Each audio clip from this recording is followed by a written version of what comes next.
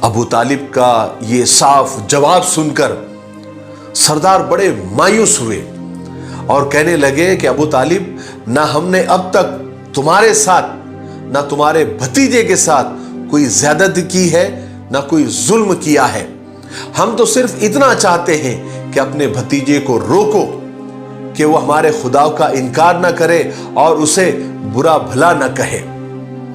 تم نے اس لیے بھی اس کو منع نہیں کیا۔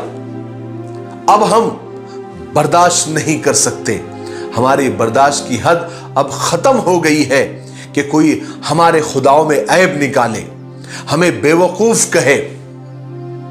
اب ہم تمہارے ساتھ اور محمد کے ساتھ جنگ کریں گے، لڑیں گے، یہاں تک کہ ہم فنا ہو جائے یا تم کو فنا کر دے۔ اب ہم برداشت نہیں کر سکتے۔ اس کے بعد وہ سب لوگ واپس چلے گئے، ابو طالب کو پریشانی کے عالم میں تنہا چھوڑ گئے۔ اب ابو طالب بہت اداس نظر آنے لگے تھے۔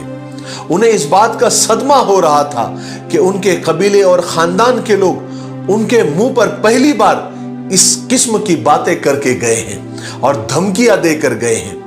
ایک طرف انہیں قبیلے کے چھوٹ جانے اور ان کے ساتھ دشمنی قائم ہونے کا صدمہ تھا، تو دوسری طرف انہیں اس بات کا بھی دکھ تھا کہ اب ان کے بھتیجے محمد کو یہ لوگ ذلیل کریں گے اور تکلیفیں دیں گے۔ اب چچا ابو طالب سوچنے لگے کہ وہ کیا کرے، کیا اپنے پیارے بھتیجے کو دشمنوں کے حوالے کر دے یا پھر اس کی حمایت اور سپورٹ میں کھڑے ہو جائے۔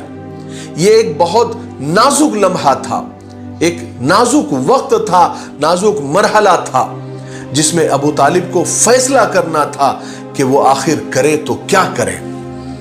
آخر کار ابو طالب نے فیصلہ کر ہی لیا کہ وہ رسول پاک صلی اللہ علیہ وسلم یعنی محمد کو بلائیں گے اور انہیں اسلام کی تبلیغ سے روکیں گے، جس کی وجہ سے سارے خاندان میں پھوٹ پڑ گئی ہے، دشمنی ہو گئی ہے اور قبیلے قریش کی ایکتا اور بھائی چارہ ختم ہو گیا ہے۔